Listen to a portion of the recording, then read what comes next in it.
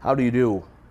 I'm Navy Journalist First Class A.P. DiMestico, and this is Less Bow, More Stern.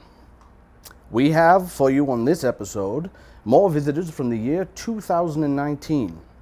In the distant future, apparently they celebrate something called Women's History Month. And so in honor of that, we have with us women, two of them. Chief Bosun's Mate Mary Castillo. Oh yeah? And Chief, excuse me?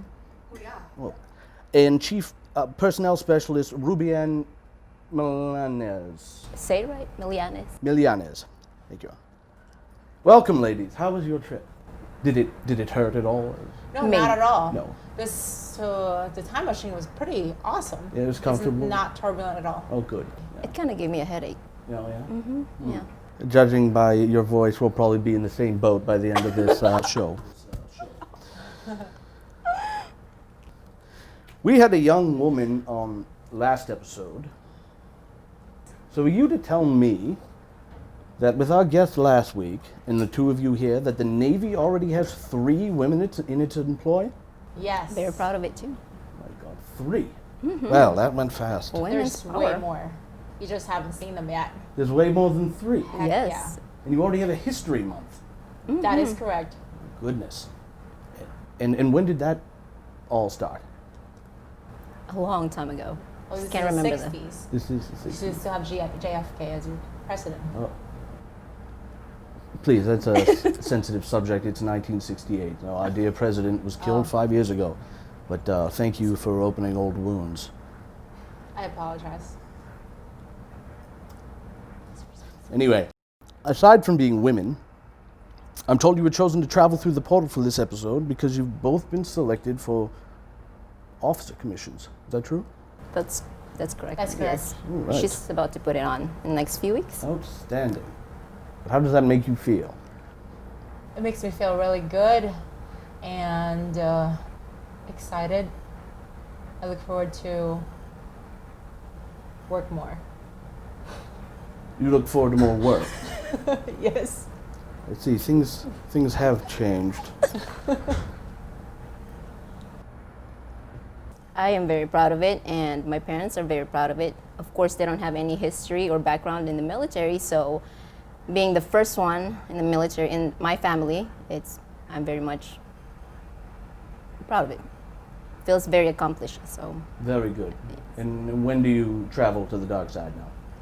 June 2020. Oh, very good. Yes. So I understand that neither of you are married. Is that true? Did you stop? Are you? Yes, What I is am. this? Okay, none. Yeah, no. No. That was not a proposal. I just It would mean. be a no too, by the way. And you commissioning when? Yes, in 2 weeks. And you? I said it already. Well, June 2020. Oh my God.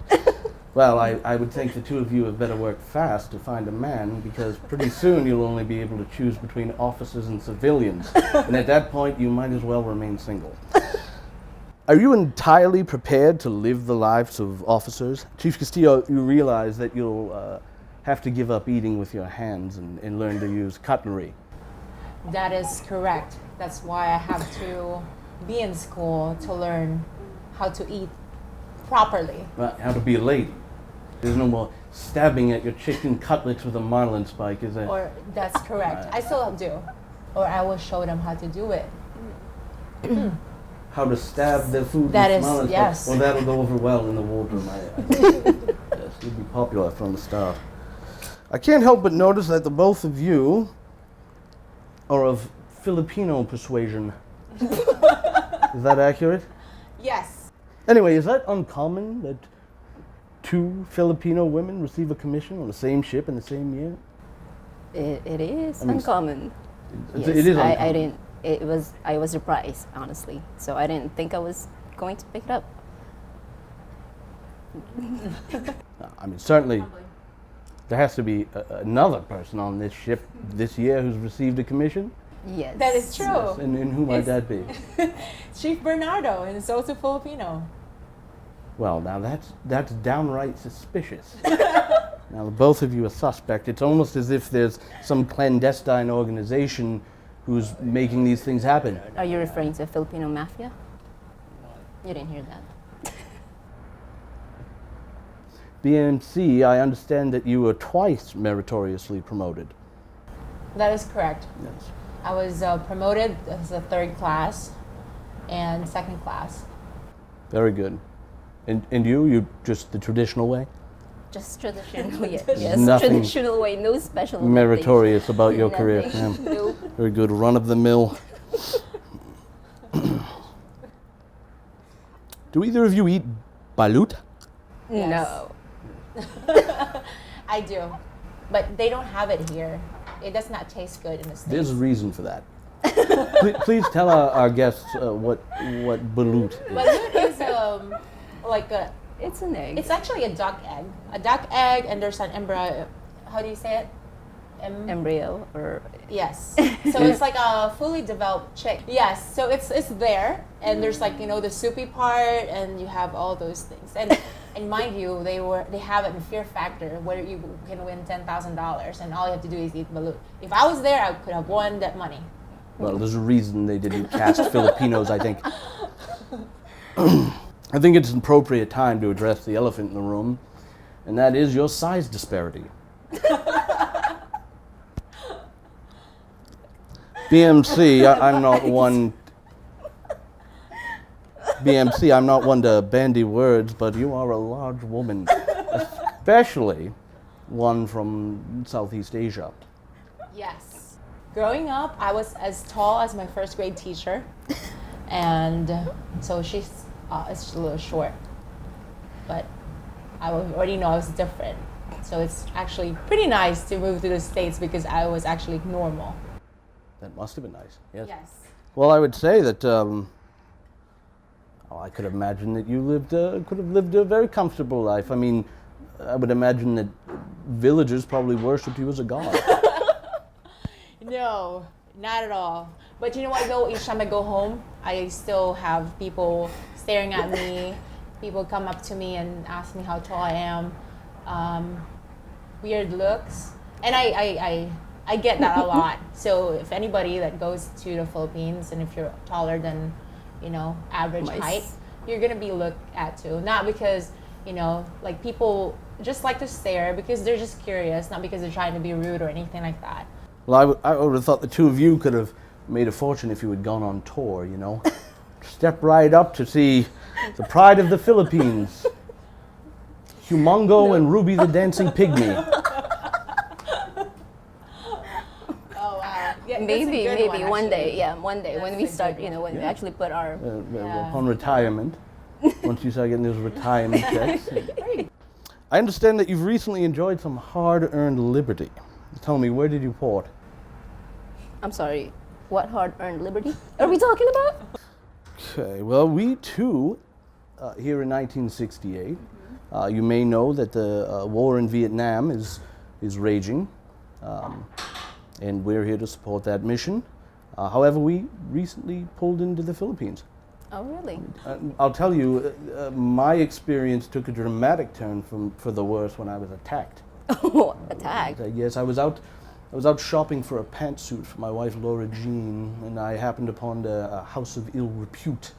And upon entering, I was immediately set upon by a woman of the night, and she bit, and I dare say her jaw locked because it took a number of blows with a nearby bamboo switch before she would let go. I told them in no uncertain terms that I shan't be returning, mostly because they didn't sell women's apparel, but I'm sorry, never mind. I understand that you forfeited orders to Hawaii for your commission. Is that accurate? Forfeit. Yes. Yeah, I mean, who in their right mind would choose paradise over staying in Norfolk and a floating cube farm and reprimanding adult enlisted people for transiting your country? It was a good call there. Oh, but once you put on officer, you can wear Hawaiian shirts out on liberty. That's a real hoot. What do you see for the future of the United States Navy? And what do you see women's roles being? what I want to see is like more, I guess like more, like really more participation from females. Not that there's not a lot, but there's a lot more that we can prove and we can do. We have a lot more to offer. Yeah, so for me, I want to see more women actually commanding the ship. So there are, for women actually commanding the ship, being the CO of the ship, it is very, I think it's very powerful, and it sends a lot of message that, hey, man is not the only one who can actually do more things, good things, but women too. What would the two of you say about, would you say is the importance of an observance like Women's History Month? It's more than anything. It's a reminder. Like, it is an empowerment. You know, when you say women empowerment, it's not just like women, but just like, you know, males and females working together to make a better place, workspace, or environment for each other. And, you know, this is a significance for, you know, to show that what we've been through as women throughout the history. And, you know, from not being on the ship, and now we're serving along with male, and then having a vice CNO as a female. So this is a very significant, important event. Go ahead. Well, thank you for your time. We really appreciate it. I appreciate it. Are you closing out my show? Well. Oh, very good. Do you have any more I guess questions? women are in charge in the future. My Lord. Now I'd like to thank you both and congratulate you both on what is a very impressive achievement. Happy Women's History Month. Is that something people say? So hard to say. Is that, do people wish each other a happy? Very good. Well, thank you both, and again, congratulations, and thank you for traveling as far as you did to be on our show. Our guests very much appreciate it. Thank you all for watching. This has been Less Bow, More Stern. We'll see you again next time. So long.